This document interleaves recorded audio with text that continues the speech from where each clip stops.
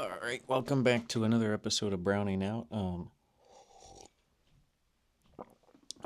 Looks like I've got a message from a subscriber. I'm gonna take a look at that real quick. Hey Wes, big fan of the show. I was just wondering, is Xbox Cloud Gaming is it any good yet? Okay. Hey Wes. Well, I'm glad he asked. Well, as it turns out, no, it's not any good yet. And thanks for watching. No, we'll talk a little bit more about it. But no, it's not. It's just not any good yet. One of the things I've been wondering is, why is this technology still a thing? Gross lips. We're going to look at how Black Ops 6 performed over xCloud before we rush to any judgments here. But spoiler alert, no, it's still not like a viable way to play an online game. I've been testing this every couple of months for many couples of months. I think we're going to start with how did it perform playing Black Ops 6, and then we'll kind of talk about this silly little technology, okay? Hold on, I think I hear somebody making fun of me.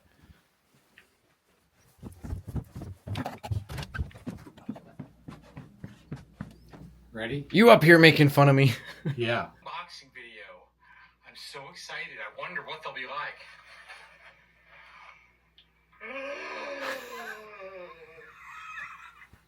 I haven't watched your unboxing video. Don't. It's fucking 40 minutes long. Oh, jeez. The light was still on.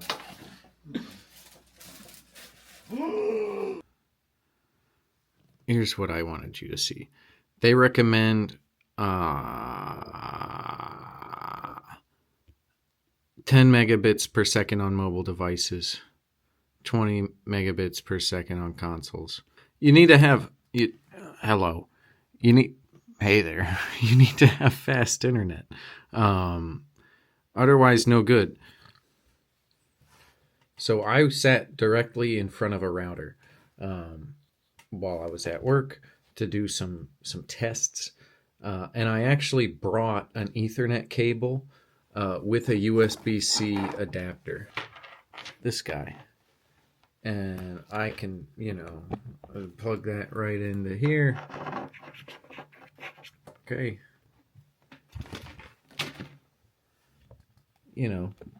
Portable. I keep that thing on me. You ready? So I brought all that so I could plug. I got the Ethernet directly ready. into the internet.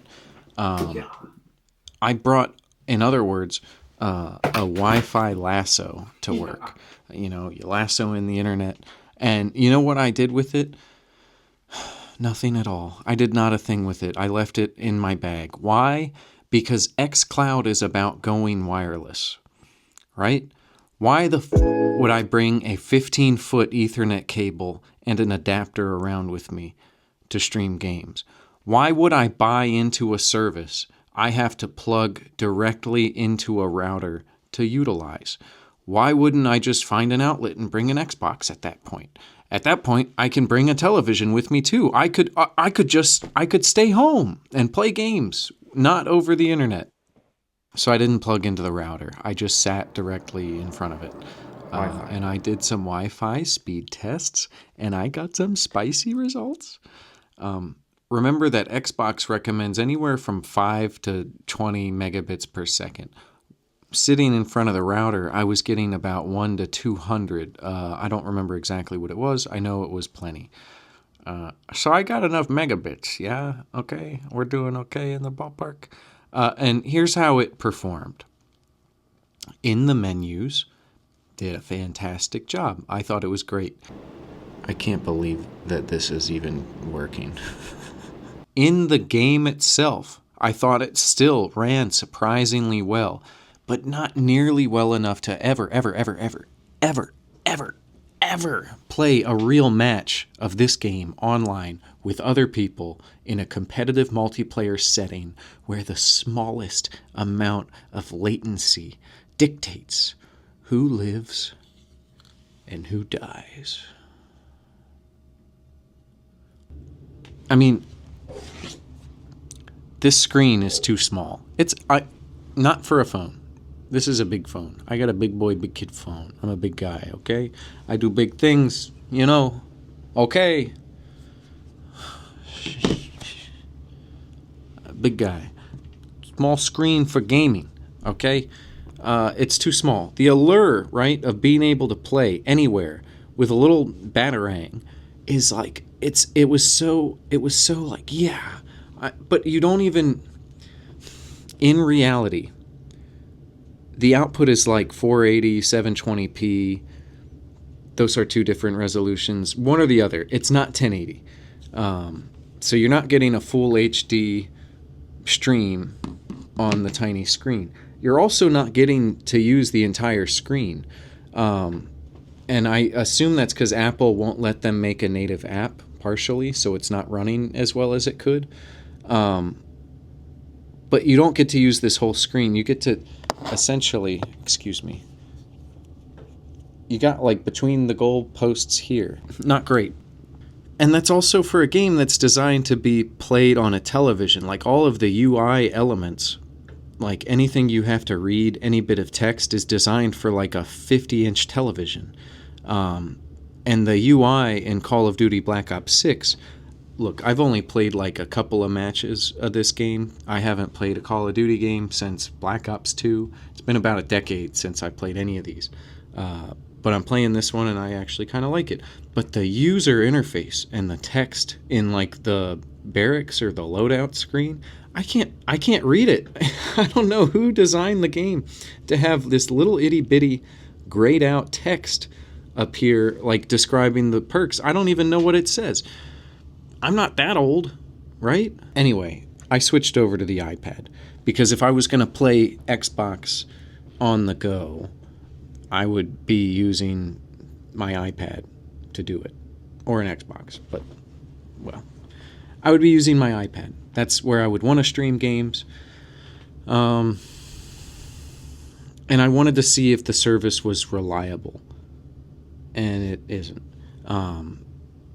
That being said, I did get a kill, and I was thrilled about it. I've only played like 5 or 10 matches of this game so far, but like I said, I'm enjoying it. And so it's kind of been like a nostalgia trip because, again, the last time I played Call of Duty was really like in high school. So, you know, I'm having like a little bit of nostalgia. I'm running around with a silent shotgun. I feel like Anton Chigurh. I'm urging people to call it. Call it. Pretty soon after my first Cloud kill, I decided to call it. You've been putting it up your whole life. Call it.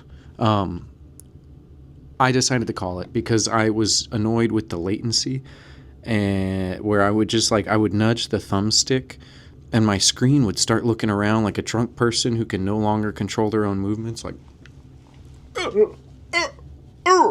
you know how that, and it just was not a pleasant experience to stream a competitive shooter when I'm rounding a corner. I see a guy first, and I can't even aim at him because I'm like, and I've over,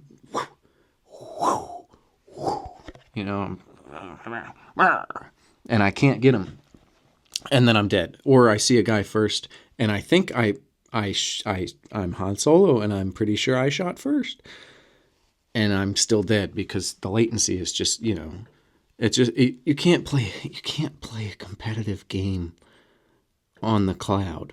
And I knew that going into this, and if anybody at all is watching this, there's the answer, right? It's not a pleasant experience to stream a competitive shooter like this where frames win games, where it's life or death out there, brother. Nobody knows what we've been through in the trenches. There are other slower games that are better suited for the cloud. I don't think this service is worthless, but I still am like, I don't know when it's gonna, like when I'm gonna want to use it consistently. I used to stream offline games of Madden a few years back, and that always performed pretty well. But at the end of the day, like, why would you be playing Madden at all? Why would you stream a game? on your phone when there are so many other things that are more fun and rewarding to do on a phone, like reading the news, watching my videos, subscribing to my channel, watching a lot of porn. Like, at what point is cloud gaming going to be a viable, fun alternative to watching feet? um,